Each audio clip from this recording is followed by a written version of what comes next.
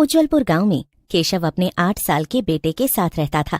केशव की पत्नी की जान एक हादसे में चली गई थी, जिसके बाद केशव अपने बेटे के साथ अपना जीवन गुजार रहा था। एक रोज सुबह जब केशव उठता है तो देखता है गांव में कुछ औरतें भीड़ लगाए हुए हैं। सुबह सुबह इन औरतों को क्या हो गया जो गांव के बीचों बीच पंचायत लगाकर बैठ गई हैं? कहीं कोई बात तो नहीं हो गई? मैं देख कर आता हूँ।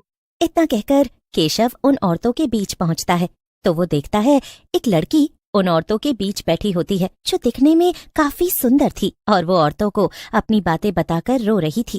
कोई बात नहीं, जिसका कोई नहीं होता उसका ऊपर वाला होता है। तू चिंता न कर, तू इस गांव में जब तक चाहे तब तक रह सकती है। हाँ हाँ बिटिया, तू चिंता न कर, ये गांव और गांव के लोग सब अच्छे हैं, तुझे किसी चीज की दिक्कत नहीं होगी। और रोना बंद कर, इतने सुंदर चेहरे पर जरा देख तो, इन आंसुओं को जरा भी अच्छे नहीं लग रहे हैं। फुलवा काकी की बात सुनकर वो लड़की मुस्कुरा देती है। जब वो मुस्कुराती है तो केशव बस उसकी तरफ देखता ही रह जाता है। तभी केशव की पड़ोसन उसे टोकते हुए कहती है, अरे ओ केशव, औरतों के बीच तू क्या करने आया है? तुझे औरतों की बातें सुनने में बड़ा मजा आ रहा है। अरे नहीं नहीं लक्ष्मी भाभी, कैसी बातें कर रही हैं आप? मैं तो आप लोगों को एक जगह इकट्ठा देखकर यहाँ चला आया। मैंने सोचा कहीं फुलवा काकी निपट तो नहीं ली। हाँ हाँ, क्यों नहीं, तुझे तो हर वक्त मेरे मरने का ही ख्याल आता रहता है। अरे मरे मेरे दुश्मन, अभी मेरी उम्र ही क्या है? हाँ, अभी तो मैं बस 70 साल की हुई हूँ। हाँ हाँ, आप तो पूरे गांव को मार कर ही मरेंगी।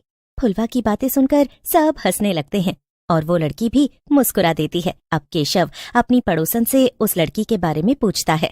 कोई दिक्कत नहीं है, बस इसका पति इसे मारता पीटता था और ये बेचारी कमाने खाने के लिए सोशल मीडिया पर रील्स बनाती थी। इस वजह से कल रात इसके पति ने इसे मारकर घर से निकाल दिया। क्या रील? अरे बाप रे! केशव को वो अनजान लड़की काफी पसंद आती है। वो लड़की भी केशव को ही देख रही थी।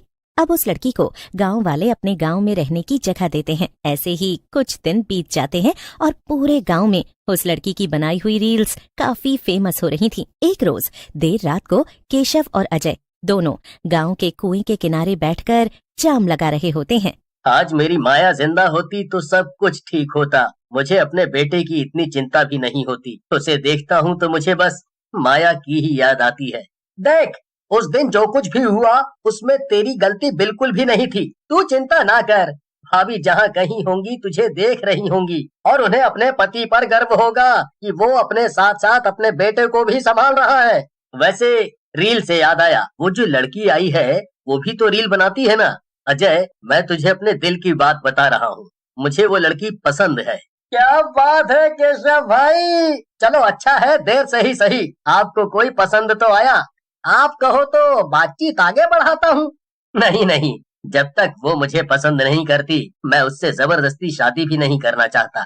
लेकिन मुझे उसमें मेरी माया नजर आती है। उसका नाचना, उसका औरतों के साथ बात करना, उसका गांव में बच्चों के साथ औरतों के साथ रील बनाना। मैं समझ सकता हूँ। वैसे भी उसे यहाँ रहते हुए 1 महीने से ज्यादा हो चुका है। उसका पति ना तो उसके बारे में जानने आया आज तक और ना ही उसकी खोजबीन की। इसका मतलब अब वो पूरी तरह से अकेली है। अजय अब केशव और उस लड़की जिसका नाम मुस्कान था उसके बारे में फुलवा काकी से बात करता है, जो चलता फिरता गांव का न्यूज चैनल थी। और जब फुलवा को केशव के मन की बात पता चलती है तो वो बात फुलवा काकी सारे गांव को बता देती है और गांव की कुछ औरतें भी इस बात से सहमत होती हैं कि दोनों की शादी कर दी जाए और देखते ही देखते दोनों की शादी भी हो जाती है। मुझे आपसे ये पूछना था कि आपको मेरा नाचना, गाना, रील बनाना पसंद तो है ना? अगर आपको अच्छा नहीं लगता तो मैं ये सब छोड़ दूंगी, सिर्फ आपके लिए। पहले तो मुझे लगा था कि मैं तुम्हें ये सब करने से रोक दूं, लेकिन जब तुम मेरे लिए सब कुछ छोड़ने के लिए तैयार हो तो मेरा मन भी यही कह रहा है कि नहीं, तुम्हारा जो दिल चाहे करो, लेकिन अपने घर और गांव की औरतों के बीच कहीं बाहर मत। मुस्कान और केशव की शादी हो चुकी थी। मुस्कान अब भी रील बनाना नहीं छोड़ती है। वो गांव की औरतों के साथ एक रोज रील बना रही होती है। अरे मुस्कान, सुन, मुझे ना वो वाला गाना बहुत पसंद है। मेरा दिल जिस दिल पे फिदा है वो दिल रुबा है, एक दिल रुबा है। और मुझे तो ये वाला गाना बहुत अच्छा लगता है, गुलाबी आंखें जो तेरी देखी, दीवाना ये दिल हो गया। ठीक है, हम इन दोनों गानों पर पहले रील बना लेते हैं, उसके बाद अपलोड करेंगे। और देखना, इस बार तो मिलियन में व्यूज आकर ही रहेंगे। लक्ष्मी और मुस्कान अधिकतर समय एक साथ रहते और रील्स बना बनाकर अपने सोशल मीडिया अकाउंट पर डाल रहे थे। कुछ दिनों बाद ही मुस्कान को उन रील्स से पैसे भी मिलने लगते हैं, जिससे वो गांव के लोगों की मदद करती है। मुझे बहुत अच्छा लग रहा है कि तू सोशल मीडिया पर खुद की वीडियो, हमारी वीडियो डालकर जो कुछ पैसा कमाती है उससे अपना घर तो चलाती ही है, साथ में हमारे घर की जरूरतों को और बाकी गांव के लोगों की जरूरतों को भी पूरा कर रही है। गांव में सब कुछ अच्छा चल रहा था। एक रोज देर रात गांव की एक औरत मुस्कान के साथ रील बनाकर घर जाती है, लेकिन वो अगली सुबह का सूरज नहीं देख पाती। हाँ, ये तो बड़े अफसोस की बात है। कल रात मैंने इसे मुस्कान के साथ नाचते गाते देखा था और अचानक इसे क्या हो गया? ये तो मुझे भी नहीं पता कि इसे अचानक क्या हो गया।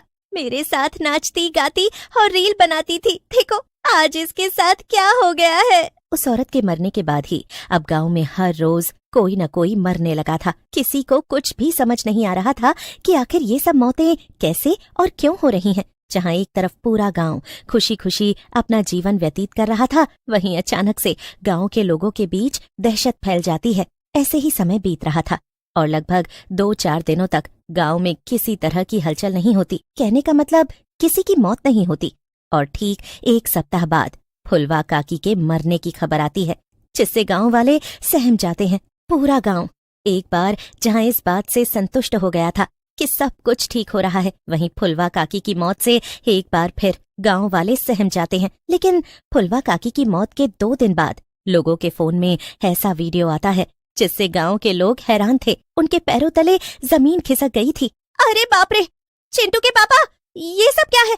मुस्कान के इंस्टाग्राम आईडी पर ये सब वीडियो किसने डाली है? तभी लक्ष्मी के यहाँ गांव के और लोग आते हैं और वो भी लक्ष्मी को और उसके परिवार को वही वीडियो दिखाते हैं, जिसे देखने के बाद सारा गांव केशव और मुस्कान के घर के बाहर था। और जब केशव घर के बाहर आता है तो वो गांव के लोगों को इकट्ठा देख और उनके चेहरे पर गुस्सा देख कुछ समझ नहीं पाता। मुझे ये तो बिल्कुल भी नहीं पता था कि ऐसा कुछ है। केशव, अगर तुझे ये सब पता था तो तूने हम लोगों को बताया क्यों नहीं? इतनी रात गए यहाँ इकट्ठा होकर इतने गुस्से में हमारे घर के बाहर हमसे ऐसी बातें कर रहे हैं जो मुझे तो बिल्कुल समझ नहीं आ रहा। मुझे कोई समझाएगा यहाँ क्या हो रहा है?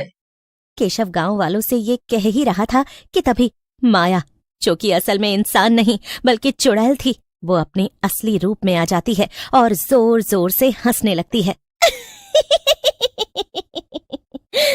इसका मतलब है गांव वालों को मेरी असलियत का पता चल ही गया।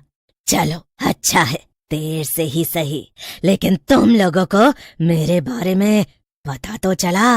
तभी अजय केशव को रील दिखाता है जिसमें माया चुड़ैल का रूप धारण करके गांव के लोगों के साथ पहले रील बनाती है और उसके बाद उन्हें मार डालती है। और ये सारी वीडियो केशव के बेटे गोलू ने अपलोड की थी। मैं यहाँ तुमसे और गांव के लोगों से अपना बदला लेने आई हूँ। अब तक तो मैंने गांव के आधे लोगों को मार दिया है और मेरा मकसद तुम्हें भी मारना है। उस दिन जब मैं रील बनाते हुए पानी में गिर पड़ी थी और डूबने लगी थी तो तुमने मुझे बचाया भी नहीं और मेरी डूबकर मौत हो गई। हाँ, मैं माया हूँ। तुमसे शादी करना, गांव में आना और लोगों का विश्वास जीतना, ये सब मेरा ढोंग था ताकि मैं लोगों के दिल में अपनी जगह बना सकूं और उन्हें मारकर अपना बदला पूरा कर सकूं। केशव फूट फूट कर रोने लगता है और केशव का बेटा केशव को गले लगा लेता है। तभी बाप बेटे को रोता हुआ देखकर चुड़ैल की आंखों में आंसू आ जाते हैं और ममता के ये आंसू उसके शरीर को जलाकर भस्म करने लगते हैं। चुड़ैल ये कहते कहते मुक्ति पा चुकी थी, लेकिन केशव गांव के लोगों से माफी मांगकर अपने बेटे के साथ गांव छोड़कर चला जाता है, क्योंकि अब वो गांव में किसी से भी नजरें नहीं मिला पा रहा था।